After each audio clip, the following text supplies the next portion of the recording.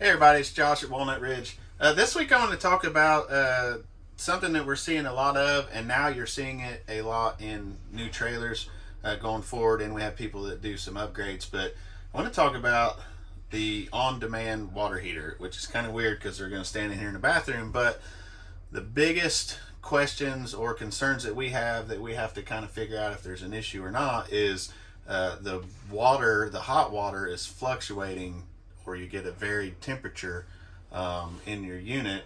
And most of the time, we find out that everything is actually functioning perfectly in the water heater.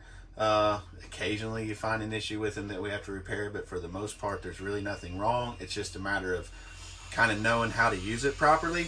So I wanted to show you an example of this one. So this one has an on-demand water heater, and this is about a, I don't know, 27-foot trailer.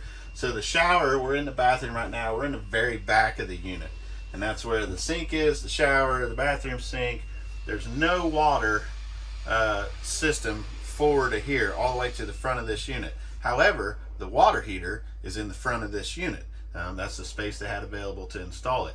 So right there is issue number one. You turn the hot water on, it has to activate that water heater, which it has a flow sensor inside. So it sees that water's flowing past the sensor, so it knows I have water flow, and then it'll register that for a certain amount of time. If it has water flow for a certain amount of time, then it's going to activate the water heater, turn on the gas, and start heating up that water.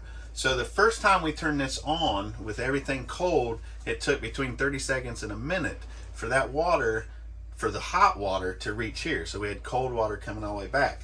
Then the next thing we run into, it is a camper. Most people don't just leave the shower going the entire time they're in there, because you have limited space in your holding tanks. So what they'll do is they'll run it and then either turn it off up here to kind of kill that water flow. You can lather up your hair, whatever you need to do, and then people turn it back on to rinse off. Well, what happens when you do that is you've stopped that flow of water, so the water heater now has shut back down, and then you start the flow of water again. You have warm water because it's already in the pipes right now on the way to here, but then there's that brief second where the water heater had shut down, has to reignite, reheat the water, so you get a blast of cold water that's going to come through at about 30 seconds to a minute later from the time you started this.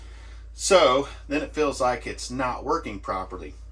Another issue that we see is when you turn this flow on, you turn the hot on, turn the cold on, you kind of feel it. Yep, that's good water, that's what I want to get into. So you get in there, and then maybe it's a little bit too hot, so people will start to turn that hot down a little bit to adjust for it. And when you do that, then you're changing the flow in the water heater. That water heater is measuring that flow, and it's compensating so that it doesn't overheat and burn you and send scalding water to you. So it's going to decrease a little bit. So now you've decreased it, and you have more cold water flowing with it. You've regulated the temperature. It feels good.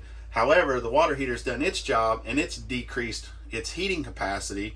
And so now all of a sudden you're getting really cold water coming to you because you've already made the adjustment and it made the adjustment. So what do? You turn the hot on a little more. By the time that reaches it, that 30 seconds to a minute later, now all of a sudden your water's too hot again. So you want to try and cool it back down. So you feel like you're constantly playing this juggling game of getting the water temperature where you need it to be, and it would appear that the water heater is not working properly. That's actually not what's happening. The best bet would be turn the hot on all the way, turn the cold on, get it to the temperature you like. If it feels like it's too hot, add more cold. You're better off to add a more flow on the cold side than you are to reduce the hot. If you can't get it cool enough, even if you end up turning the cold all the way on, now's the time we go and make the adjustment at the water heater to turn it down so it doesn't heat quite as much, and it might make it a little bit more pleasant for you.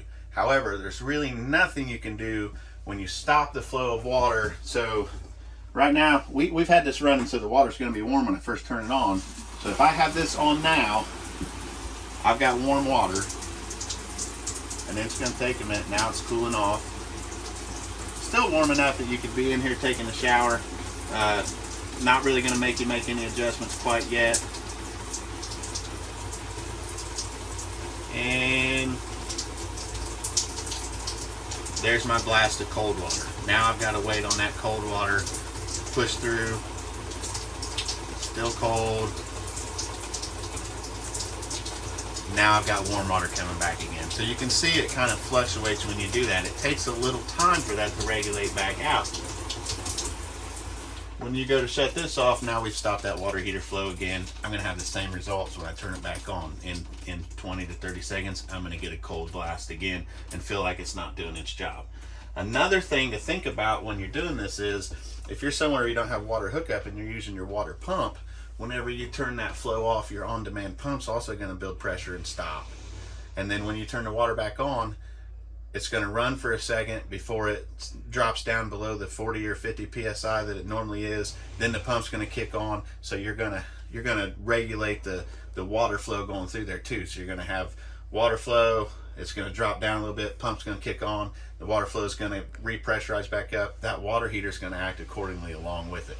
There's a lot of variables in an on-demand water heater, but once you kind of get it dialed in and know how it acts, you should be able to keep your water consistently warm for the most part. Just keep in mind you might have that little blast of cooler water for a second whenever you're running it. So a tip that might help you, a little bit more enjoyable shower.